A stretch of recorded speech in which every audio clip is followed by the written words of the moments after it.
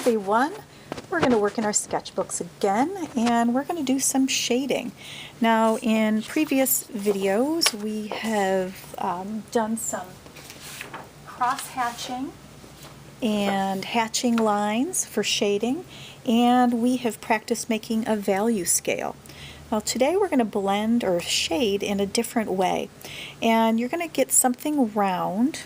So if you're at home, just try to find something that's small but round that you can trace, because we're going to be shading this circle, and we're going to make it appear more round like a ball just by the way we shade.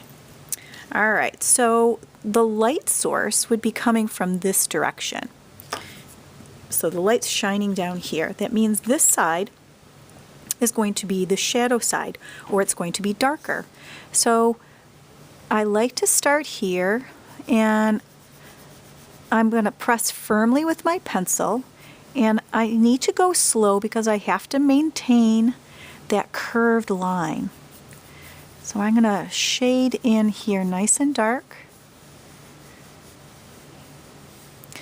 This is probably the hardest part because this is something round that we're going to be creating, and you have to go with the flow of that curve. Now I don't want to have it look like a hard line like this, so now I'm going to hold my pencil a little bit differently, and I'm going to just shade it this way, and still I'm putting about, I don't know, still a good amount of pressure. But now I'm going to start to lighten the pressure. And I might have to change my grip again, because I'm just going to continue in that curved motion, but I'm coloring or shading in very lightly now. Not too light, probably about a medium pressure, I would say. And then as I get closer to the center, I'm going to go a bit lighter.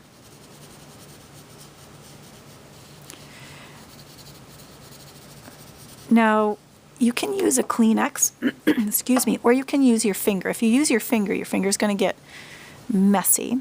But now I'm going to take that, and I'm going over the pencil, and I'm blending it with my finger, but I'm still using that motion of the circle shape.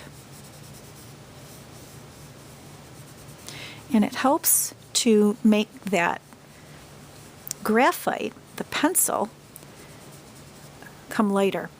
So you can see out here, it got out of the line, so I can come back in with an eraser and neaten that up. And I could work on that more. It's not perfect, but it's going to be good enough.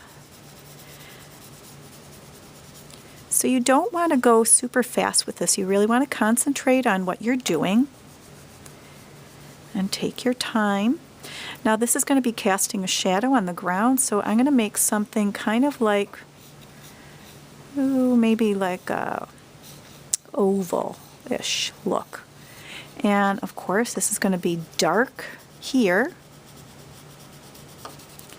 and then it gets lighter as it moves away from that round object.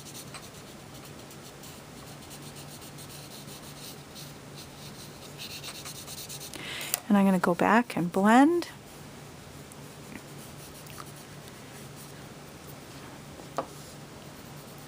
Every time I do these lesson videos, I just want to spend a longer time on these to make it a bit better. But I don't have all that time. I don't want this to be too long. So hopefully you get the idea of what we're doing here.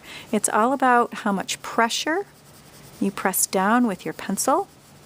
It's about going slowly and maybe reworking an area. You can take your eraser, go back in, and neaten some things up that have gotten out of line. But there you go. Now you've made something that's flat, look more three-dimensional just by shading.